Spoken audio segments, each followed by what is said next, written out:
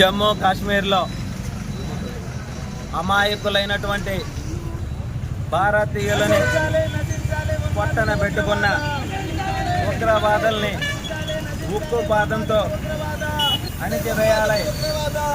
అదేవిధంగా 3 రోజుల పాటు 28 మంది మరణించిన వారికి సంతాప దినాలను జనసేన పార్టీ ఆధ్వర్యంలో ఈ సర్వేపల్లి నియోజకవర్గంలో నిర్వహించడం జరుగుతుంది. ఈ ఉగ్రవాద దాడి అమానుషం.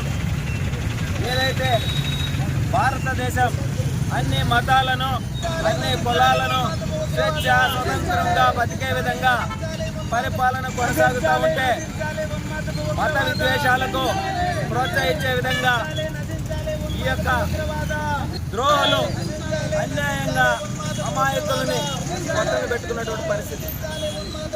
వాళ్ళందరినీ కూడా భారతదేశ సైన్యం వేరి పారేస్తుంది. అందులో భాగంగా ఇద్దరిని వేరుపారేసింది. 4 తప్పించుకున్నారు. ఎవరిని కూడా వదిలిపెట్టే ప్రసక్తే లేదు.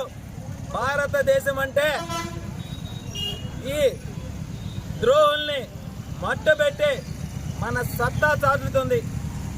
అమాయకులైనటువంటి 28 మందిని కూడా ఎందుకు కాలుస్తున్నారో తెలీదు, ఎందుకు దాడులు చేస్తున్నారో తెలీదు, ఎందుకు ఈ విధంగా జరుగుతుందో అర్థం కాని స్థితిలో తల్లులు, బిడ్డలు, మహిళలు అల్లాడిపోయి ఆక్రోధ నాదాల్లో నిజంగా కడుపు రగిలిపోయేటువంటి పరిస్థితి.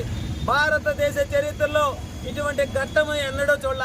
నిజంగా ప్రతి ఒక్క భారతీయుడు కూడా ఈరోజు భారతదేశానికి జరిగింది ఈ అన్యాయం, భారతీయుల మీద జరిగింది ఈ దాడి కాబట్టి ఏదైతే ఆ ద్రోహుల్ని పూర్తి స్థాయిలో తరిమి కొట్టడం కాదు, కాల్చి చంపే వీళ్ళని ప్రోత్సహించిన ఇటువంటి ద్రోహుల్ని ప్రోత్సహించినటువంటి పాకిస్తాన్ ఈ జుట్టు పెగ్గేస్తానని చెప్పి భారతదేశం ఈరోజు దిట్టుగా సమాధానం చెప్పేందుకు సిద్ధంగా ఉంది.